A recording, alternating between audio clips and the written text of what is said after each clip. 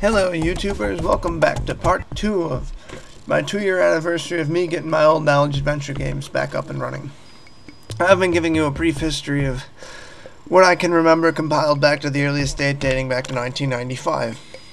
When we left off in part 1, we were in 1999 when I had gotten my mom's Packard Bell Windows 98 and she had gotten a new Windows 98. They both had first edition on it. So this computer lasted a year. I had a lot of fun with it. I did miss the 95 a lot though. And so it was about in 2000, during the summer, my uncle tried doing something on it. I don't remember what he did. I can tell you right now, this is a big blur to me. He doesn't even remember what the hell happened other than something happened to my computer and it was supposedly broke. I didn't see anything wrong with it, but they did, and they called all these people up and nothing could be done, and the computer was running quite fine, and I was getting aggravated with always being told, hey, your computer doesn't work, we're getting the Sears guy up here, and I'm just like, no, my games run. If I would have been a computer tech like I am now, knowing stuff about computers, I probably would have known how to fix it. But that was back then, and this is now. So finally, Sears just said, we'll replace that computer with a brand new Compaq with Windows Millennium on it, seeing how Windows Millennium was the new consumer-based Windows at the time, and the last of the 9X series. But there was a big problem that my uncle and my mom, that were more or less my uncle had a concern with, was that a lot of my games wouldn't run on this computer, was what he was afraid of. Yes, Windows Millennium is DOS-based, but my Packard Bell games and all the other ones, or my Packard Bell games, yeah, I'm sorry, I'm having a slip of the tongue. My Packard Bell games, which I had ran on Packard Bell, were Packard Bell and DOS based, and he was afraid they wouldn't work. The main reason we didn't get another Packard Bell is because it was around in 2000 when they stopped making Packard Bells in the US because sales were down, and I believe it was Dell was the company that was beating it. So that's why we didn't get another Packard Bell replacement, and instead we got a Compaq replacement. Even though Packard Bell closed in the US, it still operates in the UK and many other European countries, and it still operates in, I believe, Asia too. So I ended up getting my mom's Windows 98 reformatted, and she got the new Compaq Windows Millennium, which I still have that computer to this day. It's sitting right behind me, works fine. And there's a picture of it on the screen right now. But anyways, now I got this Packard Bell in 2000. That was my mom's second Windows 98, and it lasted from 2000 to about 2004 when the sound card and the CD-ROM drive just started to go on it, because some guy one of the computer techs that my mom had gotten close with and came out to the house to fix many of her problems had ripped us off, but we didn't know that at the time.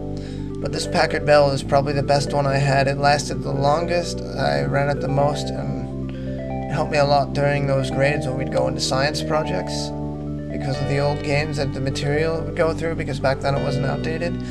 So now in our timeline, I bring us to 2004, when the Packard Bell finally started to go. The sound card started to go and the CD-ROM drive started to go, because I was told you could stick a pencil in there at the time. Now, I didn't really know much about computers, and in 2004 I was about, I'd say, I was 12 years old when this all happened. 12 or 11, I can't remember. I'd say about 12. I can't remember, I'm just getting my dates mixed up. But yeah, so this guy built me a new computer. And computer with Windows Millennium, which I actually still have that computer too, and so he didn't have speakers for it because he quote-unquote had forgotten them, and it would cost extra, because my mom and I thought he was the greatest at the time, so we thought, you know, we were getting quality service.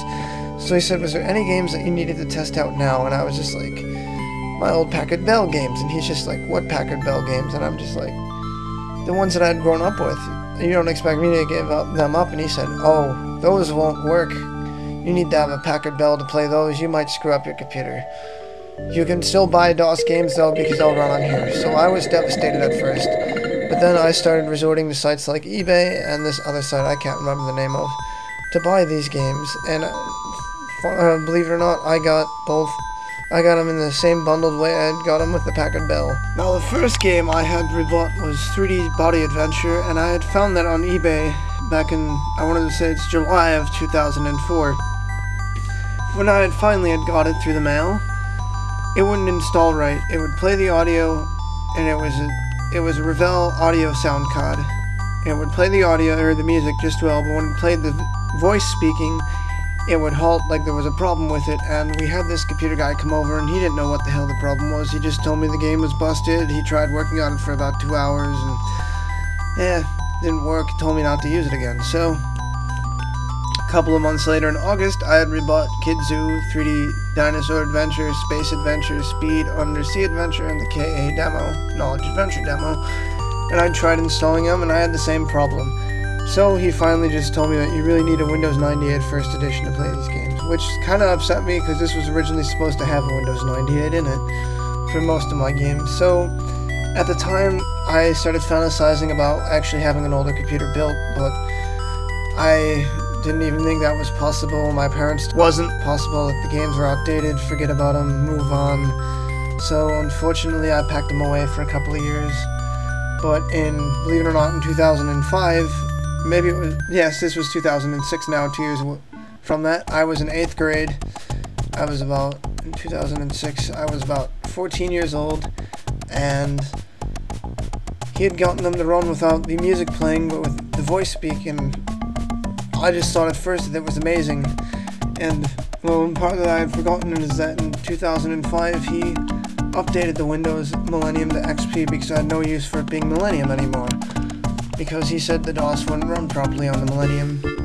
So I have this Windows XP, and like I was saying, in 2006 he got those bundled versions I had bought on eBay and that other website working, just without the audio or the music.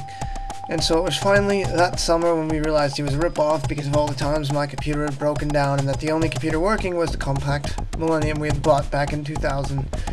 And so we used Aunt's cousin, this guy who knew how to repair computers. We had him come out to the house and he fixed both of them for it, but he didn't know anything about DOS. That's the end of part 2. Part 3 will be the final video. I hope you guys have been enjoying this.